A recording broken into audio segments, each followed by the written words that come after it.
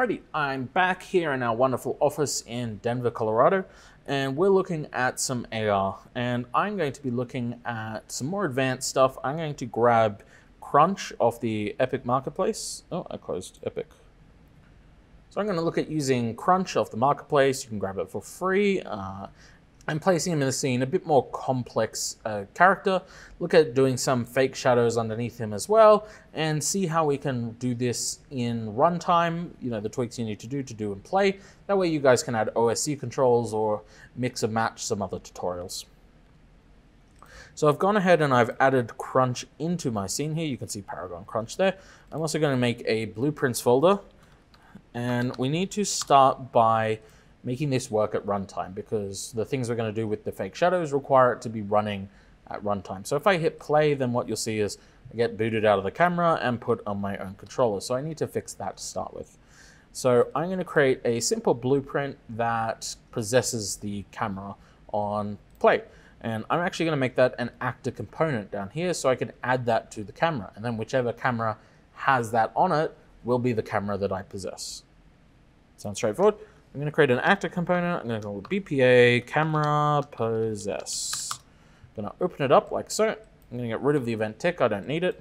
I'm then going to grab my favorite hidden node, set view target with blend. Plug that into the event begin play. For the target, I'm going to get the player controller. And for that, I need the player state. So I'm going to get player state, like so. Now for the new target, I'm simply going to get the parent. If I can spell, I'm going to enable context sensitive again, and I can see at the very top components get parent or get owner. Sorry, not parent. I bet. And I'm going to plug that in there. So basically, this is going to take our current player and set their view to whatever the owner of this component is. Very simple. So I'm on my camera. I'm just then going to go add, and I'm going to find BPA camera possess. Like so. Now if I hit play, you'll see I jump straight into the camera. So that's step one done. Step two is I'm going to make a Crunch character. So I'm just going to make an actor. I'm going to call it BPA Crunch. So, and then I'm going to go into the Paragon Crunch content. I'm going to go characters, heroes, Crunch, meshes, and then I'm going to go Crunch, like so. This big guy right here. So now I need to find an appropriate place to put him. So what I'm going to do is I'm actually going to grab a target point, like so. Reset that back to 0. Now I've measured the height of the table we're looking at here. It's 76 centimeters tall. So I'm going to set my target point to, which I'm going to rename for simplicity to table. And I'm going to set it to 76 centimeters. And so now this represents the height, or the zero plane, if you will. Don't know why I did that. Dr. Evil of me. Represent the zero plane of the table, so that I can parent anything to it and set it to be that height, and it'll be on top of the table. I'm going to turn on game view just so I can see it and move it a bit. There it is. There, perfect. Now I'm then going to grab my Crunch character. Where did I put it? Blueprints, Crunch, like so. I'm going to parent him to that table, and then I'm going to reset his position. Now, Crunch is actually like 2.5 meters tall or something like that. Very big for this table, although it is possible to do. If I wanted to, wanted to have a virtual character be much, much larger. That's kind of cool. Could see some cool uses for this. However, he's a bit too tall for my camera shot, so I'm going to shrink him down to, let's say, 0.25, something more manageable. Let's see how that works. I'll pull him out a touch.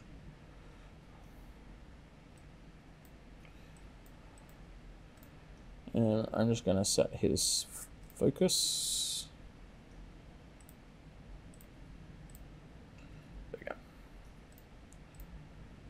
Alright, now we have crunch. Next, I want to add an animation to him so he's doing something that looks more interesting.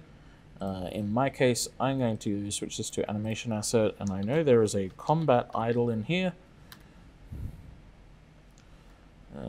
There it is, idle combat. And so now he's doing something a little more interesting. So if I hit play, let me remove these ugly cubes I put in here, and I can put the 3D text above it just for the fun of it.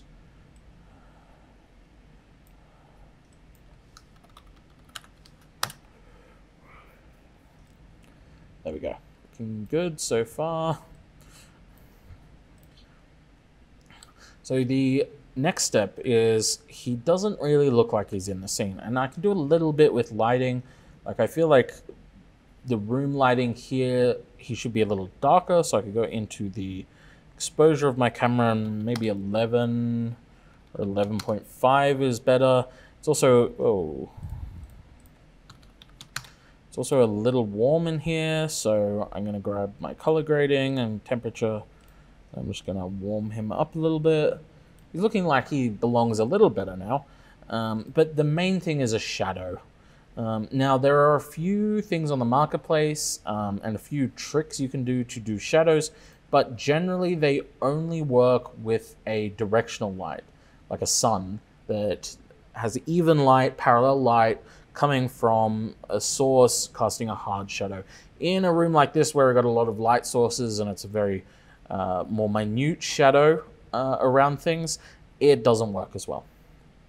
So I'm going to use the other technique, and I actually found this video on a Unreal Live training for phone mobile AR, but essentially I'm going to use a texture. So I'm going to grab a texture in here.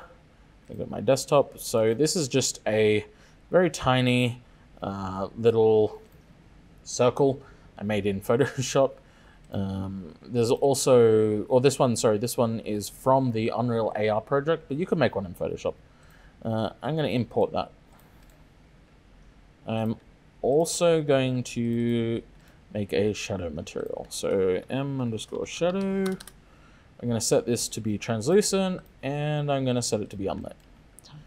And then I'm going to drop my shadow texture in here.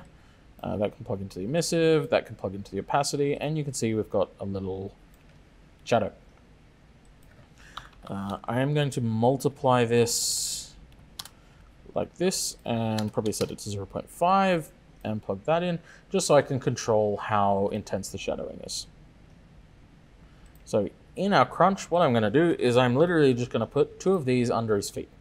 So I'm going to grab 2 planes, and I think they should be about, in this instance, like 2.5 each. I'm going to apply the shadow material I made to it. There it is. Shadow and shadow, like so. And then I'm going to go to the event graph, and on the tick, I'm essentially going to grab the location of his foot, put the shadow underneath it, but then when he lifts his foot, I'm going to make sure that the shadow stays on the ground and doesn't lift with his foot. Hopefully that'll all become clear soon. So I'm going to grab both my planes here and drag them out. I'm also going to get crunch, and I'm going to get socket location. So for this, I essentially want to grab the location of his feet. And so the bones are called sockets in Unreal. And I know it's foot_L, foot_L, and foot_R, like so. I'm going to split these off because I don't care for the Z-axes.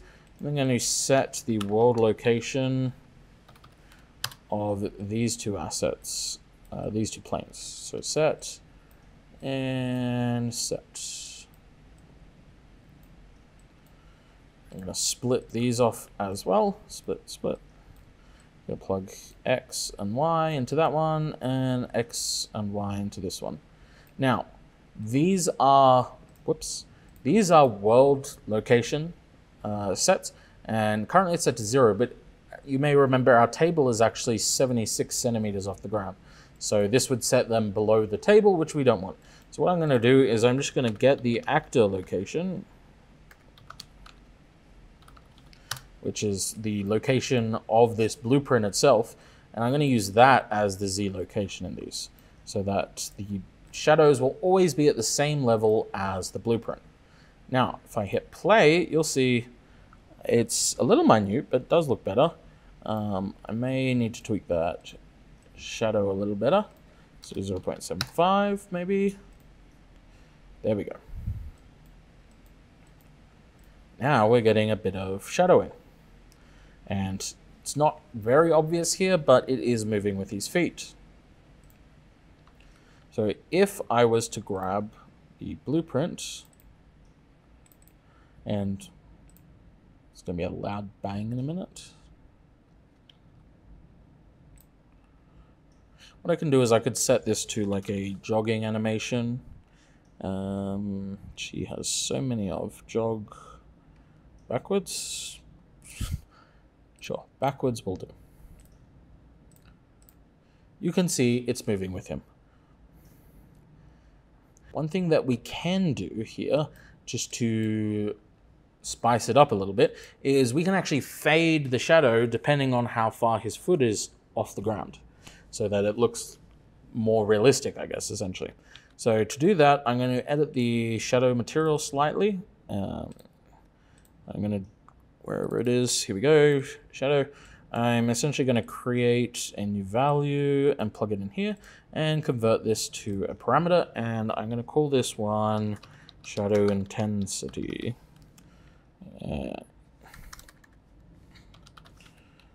I'm going to copy that so I don't forget it. Now on event begin play, I'm actually going to create, I'm going to grab that one and that one. I'm going to grab this one. I'm going to create a dynamic material instance. Create dynamic material instance. There we go. I'm going to use the shadow material for both of these, like so. Like so. Plug these in, promote this to a variable, this one left foot, and promote to a variable, and call this one right foot. Now, I also need the distance. So luckily I have all that information, so I can just grab a subtract. And I'm basically going to take this Z value and I'm going to subtract it from this Z value, and then I'm going to print that just so I can see what that value is, and then we can use like a map range node. So this is the height of the blueprint, and this is the height of his foot, and so I expect that to change as he runs. There we go. So it goes from about 1 to 8, or 9, or 2 to 8. So what I'm going to do is I need that for both of these, so I'm going to duplicate that and do it again. So that into the bottom, that one into the top. I'm also going to name the planes left and right foot so I don't confuse myself. So this one's left, this one is right.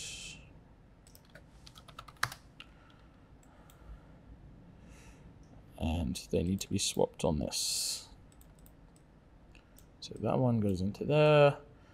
This one goes into there. All right. This one's the left one, and so I'm going to grab the left foot material that was left. Yep.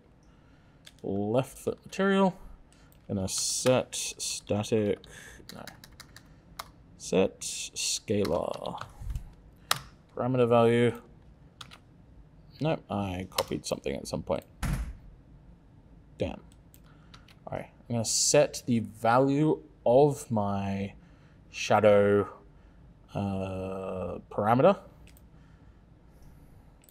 Like that. There we go. I'm going to do that. I have to do that twice for each foot as well. So there, and then right foot. Then I'm going to grab a map range clamped. So I said it goes from between 2 to 8. So I'm going to just set it from 0 to 10 because I don't want it to be too intense anyway.